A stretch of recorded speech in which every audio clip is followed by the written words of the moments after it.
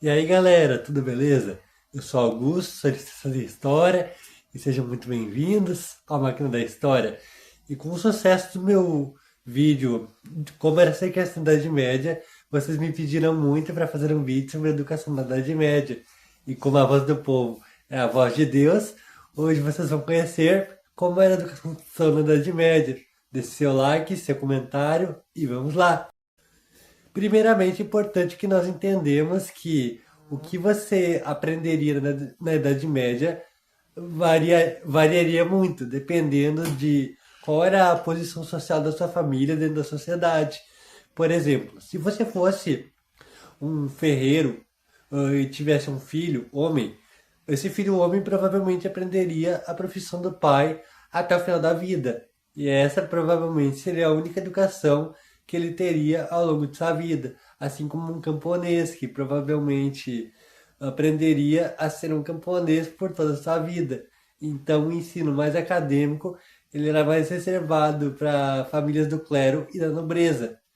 As escolas medievais normalmente ficavam dentro de mosteiros e duravam normalmente todo um dia, indo da manhã até a tarde. As principais matérias que se tinham eram as chamadas sete artes liberais, que se dividiam em o trivium e o quadrivium, que eram dois grupos, não, o trivium e o quadrivium. O trivium era gramática, lógica e retórica. E o quadrivium era astronomia, música, geometria e aritmética. Normalmente você aprenderia essas duas artes durante mais ou menos uns 7 anos. Você começaria na escola por volta dos 7 e iria até os 14. E com essas sete artes liberais aprendidas, você já poderia inclusive seguir uma carreira na igreja, ou como até um futuro mestre. Se você quisesse ir para a universidade, você poderia aprimorar esse conhecimento e ir para a universidade como futuro mestre, aprendendo as sete artes liberais e também outros cursos como direito, teologia e medicina.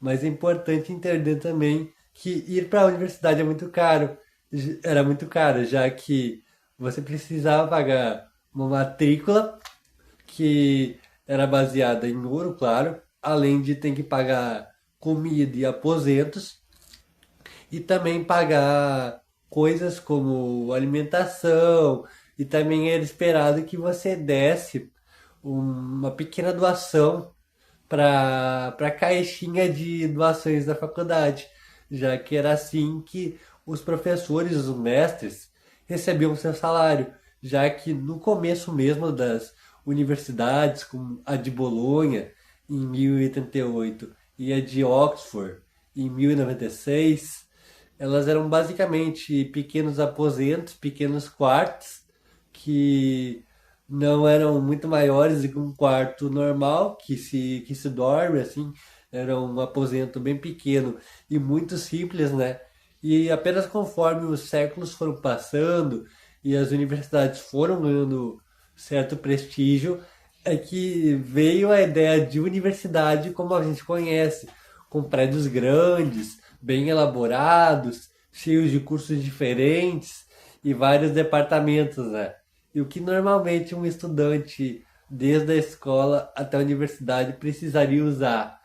Ele teria que ter, primeiramente, uma pena que servia para escrever, uma pena normalmente de coruja ou de ganso, mas na maioria das vezes de ganso. A pena de ganso ela servia para escrituras mais elaboradas, ou quando você precisasse de uma escritura um pouco menor, como por exemplo um número, ou uma conta matemática, você usaria uma pena de coruja, mas normalmente para coisas escritas, mesmo com letras, era usada a pena de ganso. Você precisaria do pergaminho, que era feita de couro de ovelha ou cabra, e normalmente era o que se usava na época pro papel, já que o papel em si, desde a Idade Média, ele já existia, mas como ele foi uma invenção que foi inventada na China, ele demorou bastante tempo para ser popular e usado com frequência na Europa. Ele só realmente passou a ser utilizado mesmo por volta do século XV e XVI, com o advento das grandes navegações. Inclusive dá para eu fazer um vídeo mais elaborado sobre as grandes navegações, se vocês quiserem. Ah, e também um equipamento que era bastante necessário era o tinteiro, que era feito de tinta preta, que normalmente essa tinta preta poderia ser feita à base de carvão ou sulfato de ferro. Além, é claro, da toga. A toga, como a gente conhece, que hoje é usada em cerimônias de formatura, na Idade Média ela era usada de fato como um uniforme. Ela foi inspirada inclusive nas togas que o clero costumava usar. E essa toga realmente ela não apenas era usada para mostrar que as universidades tinham um grande contato com a igreja, já que muitas universidades tinham padres e monges como professores, e também os padres e monges poderiam ser professores em escolas municipais, já que as escolas ficavam dentro das catedrais, e até as freiras poderiam ensinar meninas nos conventos, mas como eu expliquei naquele vídeo, como era essa questão da Idade Média, as meninas normalmente só estudavam por volta dos 12 anos no convento, ou um pouquinho mais, 13, 14, e depois paravam de estudar para poderem se casar.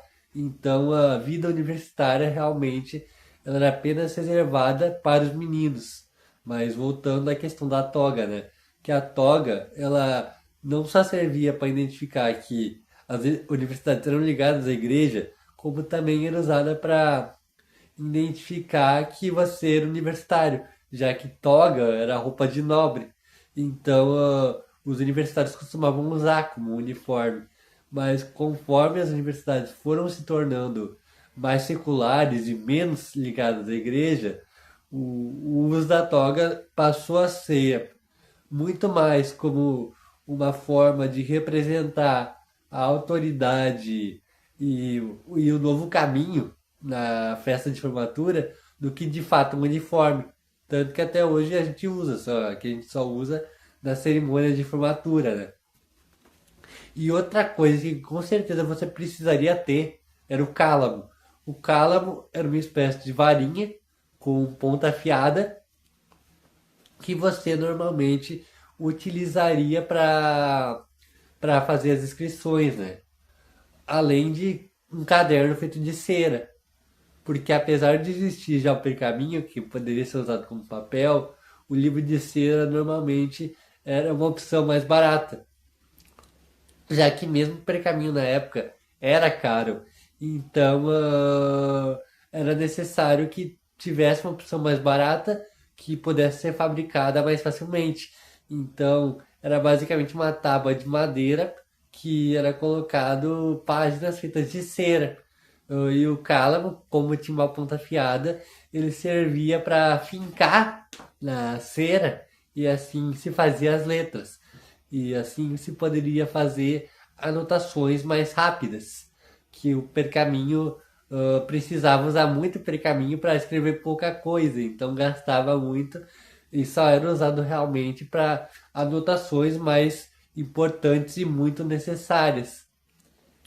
E outro instrumento que era muito necessário, mas que muita gente nem imagina, era a faca.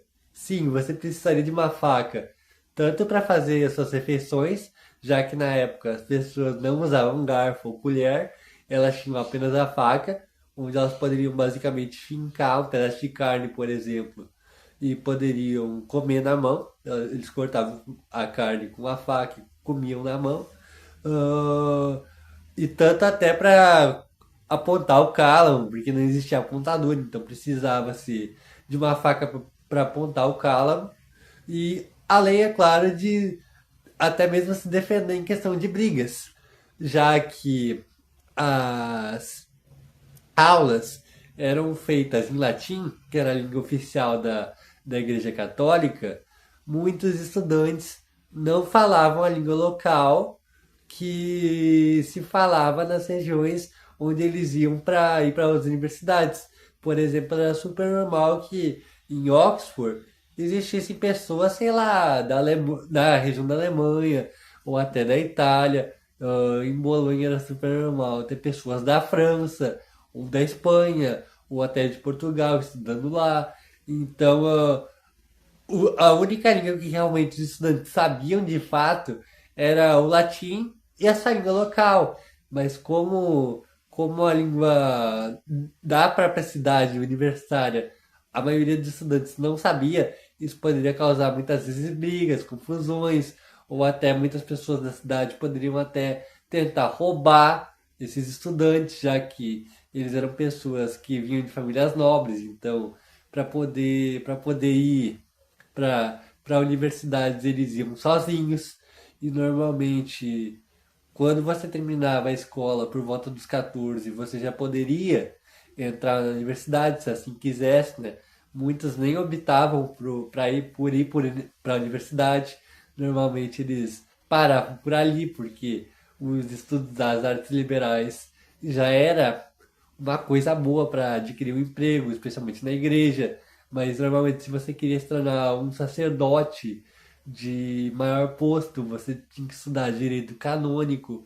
Ou se você quisesse se tornar um médico, teria que estudar medicina.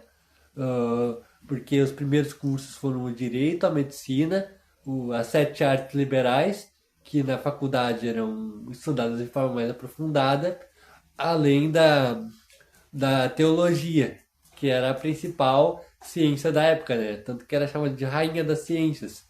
Mas normalmente a vida universitária é uma vida bem complicada, já que eram jovens que muitas vezes iam em bares, faziam festas, o que não é assim tão diferente de muitas universidades de hoje, né? Mas brincadeiras à parte, era uma vida bem complicada, porque eles ficavam sozinhos, muitas vezes sem saber a língua, então precisava se dar faca tanto para autodefesa, né?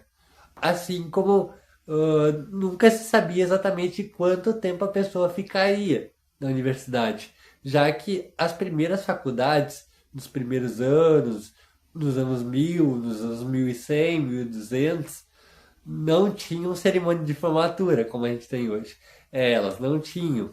Normalmente a pessoa ficava apenas aprendendo o que queria aprender com apenas um mestre só. Normalmente tinha um professor para cada matéria, um para direito, um para teologia, um para medicina e um para as artes liberais, que eram esses principais cursos que tinham na época.